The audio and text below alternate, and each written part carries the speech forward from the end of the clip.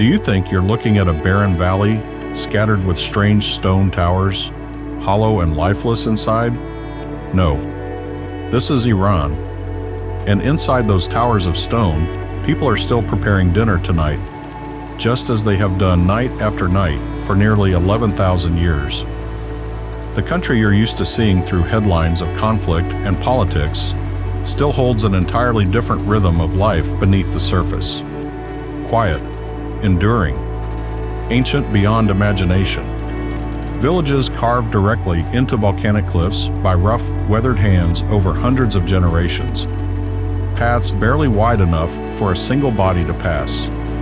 Doorways so low that every entrance demands a bow.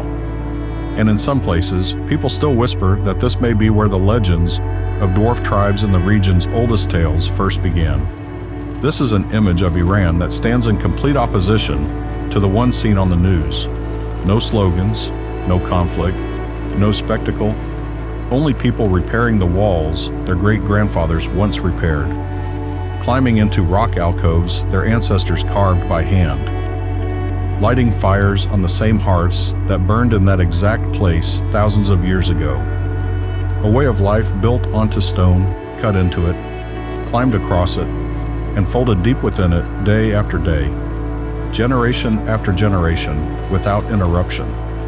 Welcome to an Iran you have never seen, a place where time does not move forward so much as it settles, slowly, into every layer of rock, every dark trace of soot, every small pair of hands rebuilding what came before. This is the unreal Iran, rising from the volcanic foothills of Mount Sahan in northwestern Iran, roughly 40 miles south of Tabriz. Kandovan appears at first glance almost impossible.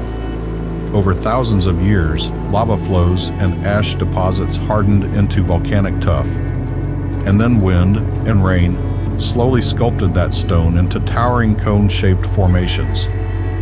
Some rise more than 30 feet from the valley floor. Others cluster in uneven rows along the hillside, their surfaces changing from pale ochre under the midday sun to deep amber in the fading light of evening. Inside these cones, entire families have organized their lives within walls nearly 6 feet thick.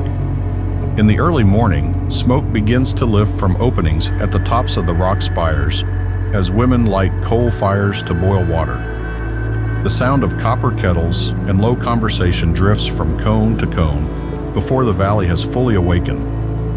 Children move through narrow interior passages, their footsteps softened by stone. Elderly residents sit in carved doorways and watch the light change on the opposite hillside, just as their grandparents once did from the very same threshold. Inside a Kandovan cone, the kitchen is not separate from the architecture. It is the architecture. The hearth is cut directly into the stone floor.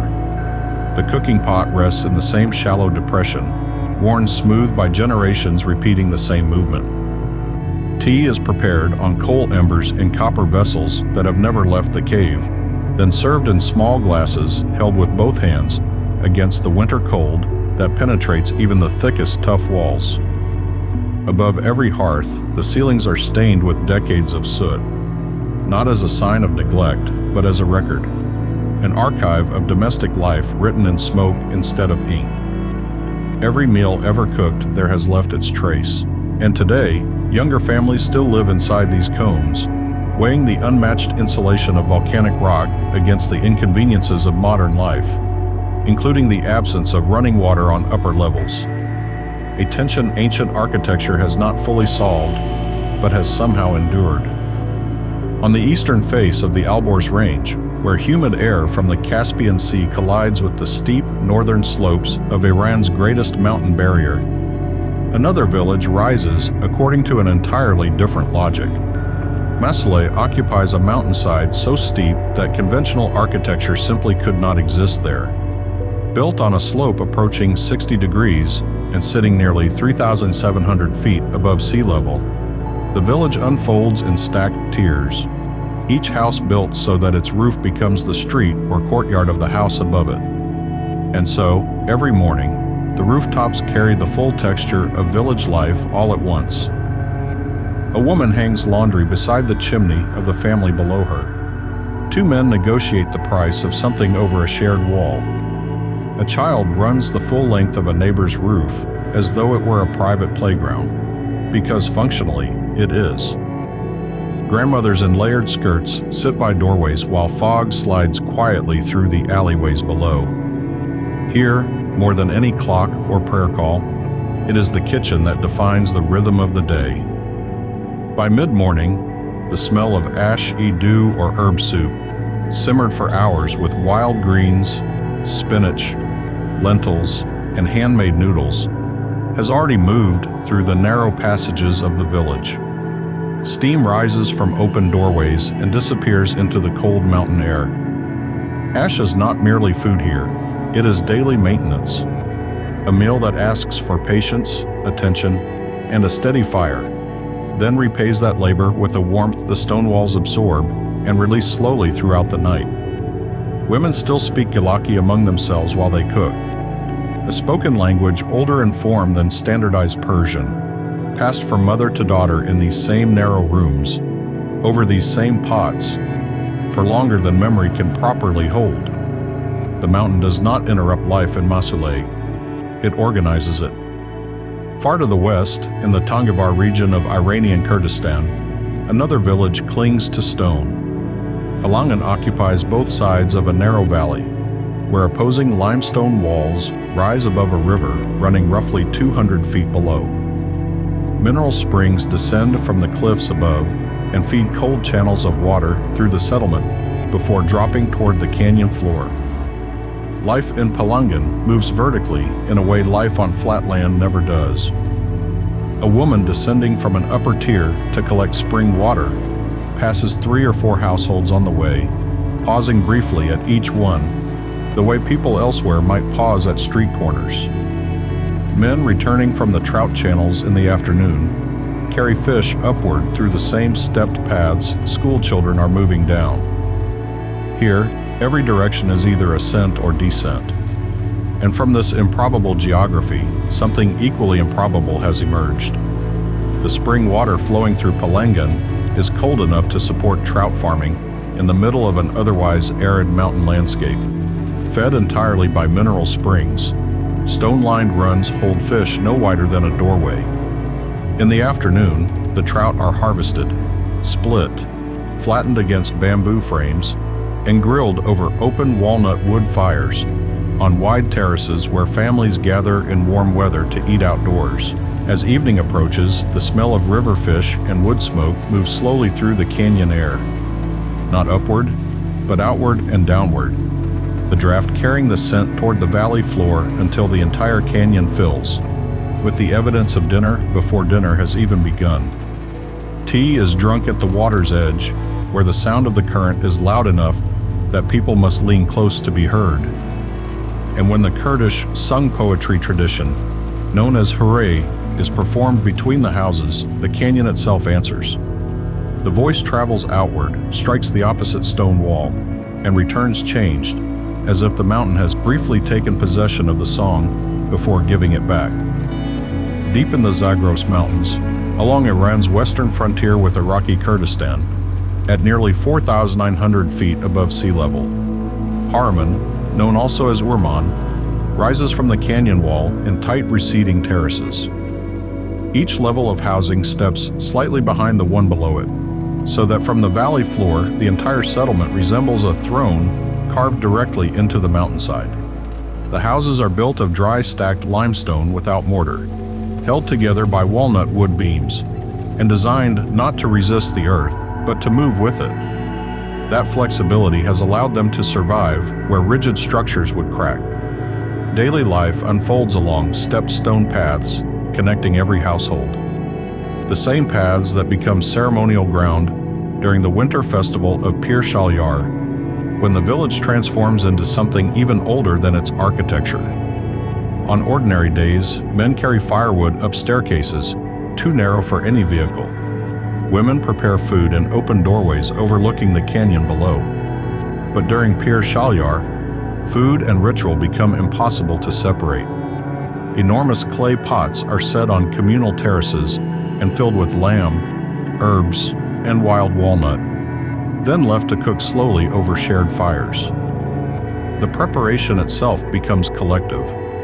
No single family owns the labor, and no single household owns the meal, and the walnut matters. The Uraman Valley produces a wild variety with a bitterness that only long cooking can soften. As it transforms, it takes on a flavor marked by the minerals of this specific canyon, a taste inseparable from place, impossible to reproduce elsewhere. By early evening, families gather on the highest terraces where the last light lingers longest. Small glasses pass from hand to hand. Then the frame drums begin. Their sound rises from multiple points across the stepped stone village at once, and the community assembles itself through rhythm, heat, and proximity. In central Iran, on the slopes of the Carcass Range, another village appears almost camouflaged within the mountain itself. Abyaneh, standing at nearly 7,200 feet above sea level, is built from clay and stone so rich in iron oxide that the entire settlement becomes nearly indistinguishable from the red earth around it. From the road below, it looks less like a village placed on the landscape than like the landscape itself, choosing to take architectural form. And unlike most earthen materials, the iron-rich clay here hardens when exposed to rain rather than dissolving. Every storm that passes through this valley strengthens the walls instead of weakening them. Within those red walls, a strikingly specific domestic culture has survived centuries of relative isolation. Women wear white headscarves printed with red flowers and layered skirts in vivid color, an intentional visual contrast to the black chador worn across much of Iran. And they wear them not only for ceremony, but for ordinary mornings in the market square. Old men sit beside carved wooden doors fitted with two separate knockers, one with a sound meant for male visitors, another for female visitors. A distinction preserved for longer than many modern nations have existed. In summer, the rooftops of Abyaneh become a second kind of kitchen. Apricots, grapes, figs, and pomegranate seeds are laid out to dry beneath the high-altitude sun. From above, the village becomes a patchwork of amber, burgundy, and gold spread across an iron-red base. This beauty is practical. The dried fruit is not decorative. It is winter. It is continuity. It is the stored sweetness that carries the village through months when nothing grows and little arrives. Tea is prepared in copper samovars heated by walnut charcoal. And instead of dissolving sugar into the glass, many residents still hold a crystal of rock sugar, nabat, between their teeth while they drink. The sweetness arrives slowly, calibrated to the person rather than the cup. A small but complete philosophy of patience, repeated several times a day. In the southeastern province of Kerman, where the Iranian plateau begins to break toward the edge of the Lut Desert, Meymand opens into a canyon wall inhabited for roughly 12,000 years. Here, around 400 hand-carved chambers, known as quiche, have been excavated horizontally into sandstone cliffs at varying heights, connected by irregular paths that follow the logic of the rock rather than any human blueprint. Some chambers extend more than 30 feet inward and branch into multiple rooms, with sleeping platforms, storage niches, and cooking spaces carved directly from the surrounding stone. What fills these spaces is not curated emptiness for tourists. It is the active residue of life still being lived. A grandmother's wool blankets folded over a rock ledge, a blackened pot resting in the same hearth depression her mother used before her, children's drawings scratched onto a smooth cave wall near the entrance. Families who still return each winter to their ancestral quiche move through these chambers with a choreography that is inherited rather than taught. Each person knows, without instruction, which niche stores the grain, which passage leads to ventilation, which wall will stay warm longest after the evening fire. The food of Meymand is shaped entirely by what the surrounding highland and desert can offer without intensive cultivation. Wild pistachios, small, hard-shelled, and powerfully flavored, are cracked open on flat stones outside the cave entrance. The kernels are ground by hand into a paste that becomes the base of a dense soup, cooked slowly over the hearth until the raw bitterness deepens into something rich and smoky. Flatbread, stretched almost paper-thin and baked on heated iron over coals, is made in quantities meant to last for weeks, stored in the cool, inner chambers, where the stone holds a nearly constant temperature. The bread does not simply remain edible. It concentrates. It grows denser, drier, and more intensely flavored with time. This is food designed not for immediate pleasure, but for duration, for winter, for endurance, for the months when the cave is sealed against the cold and the only warmth available is what the walls and hearth can hold between them. Near the Afghan border in South Khorasan, in a valley so arid and remote that it feels more geological than geographical, Makhunik was built almost to vanish. Many of its structures are excavated partly below ground level before rising only slightly above the surface. Their roof lines sit barely higher than the surrounding terrain. The entry doors often stand just 20 to 30 inches tall, forcing anyone who enters to bow. This design preserved heat, reduced exposure, and controlled movement across the threshold. But it also gave Makhunik its unusual scale, a settlement whose architecture still feels shaped by another order of proportion. Inside these low-ceilinged rooms, daily life gathered around a single central hearth, known as a kandik, which served at once as kitchen, heat source, and social center. In the evening, the whole family assembled around it, not by preference but by geometry. There was simply nowhere else for them to go. Children grew up in spaces no larger than a generous closet, learning from childhood a kind of intimacy with limitation that would shape the way they moved through the world long after leaving. The food culture of Makhunik may be one of the most radical examples of nutritional self-sufficiency anywhere in Iran. For centuries, wild jujube, small date-like fruit capable of growing in the driest soils of the eastern plateau, formed the caloric foundation of the local diet. Dried, ground into flour, mixed with whatever grain was available, and shaped into dense flatbreads, it created food that required no oil, no dairy, and no supply chain. A fermented yellow soup made from cultured grain and dried herbs provided the nourishment that the near absence of fresh vegetables would otherwise have denied. Older residents still recall a moral code in which any food that had to be purchased from outside the valley was considered a form of compromise, a philosophy of self-containment so complete that architecture and food became expressions of the same instinct, to need as little as possible from the outside world, and to make that sufficiency beautiful. 7 settlements, 7 geographies, 7 peoples separated by altitude, language, ethnicity, and terrain. And yet beneath all their visible differences, the same logic repeats itself with a consistency that feels less like coincidence than discovery. Across centuries and mountain ranges, each community arrived independently at the same answer to the same question the land kept asking. None of these villages attempted to conquer the landscape they occupied. No mountainsides were flattened. No canyons were redirected. No artificial grid was forced onto land that refused to be straight. At Masuleh, the steep incline became the organizing principle of the settlement. At Kandovan, the volcanic cone became the room itself. At Palangan, 2 opposing cliff faces became the walls of a single community. The architecture did not shape the land. The land shaped the architecture, and the people accepted those terms without negotiation. This is topographic symbiosis, a method of building that begins not with a blueprint, but with a long, patient reading of place. What this slope allows, what this rock can bear, what this exposure to wind and sun will permit over generations. The iron-rich clay of Abyaneh hardens with moisture instead of eroding beneath it. The volcanic tuff of Kandovan insulates against heat and cold with an effectiveness modern construction in similar climates still struggles to match.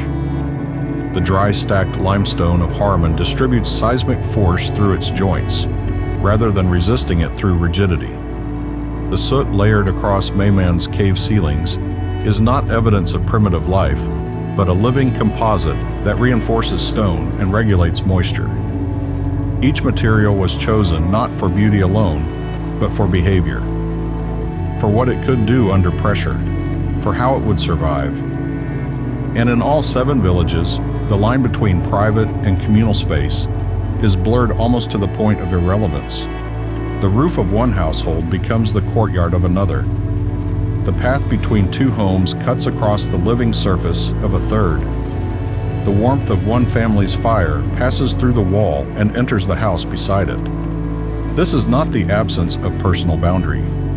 It is the architecture of interdependence, a physical expression of a deeper understanding that in landscapes where survival is difficult, the isolated household is too fragile to endure alone. Only the connected whole can withstand what any single structure, facing the same conditions in isolation, could not. That may be the deepest lesson these villages offer. Not simply that they are old, not simply that they are beautiful, but that they were built from an understanding the modern world has nearly forgotten. That survival is not always achieved by domination.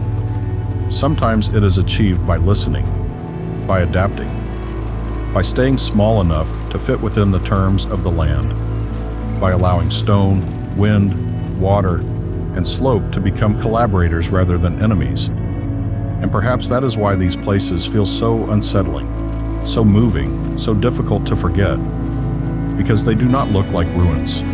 They look like memory still breathing, an Iran beyond headlines, an Iran beyond ideology, an Iran of kitchens, soot, thresholds, narrow paths, shared roofs, and fires that have burned in the same places for thousands of years.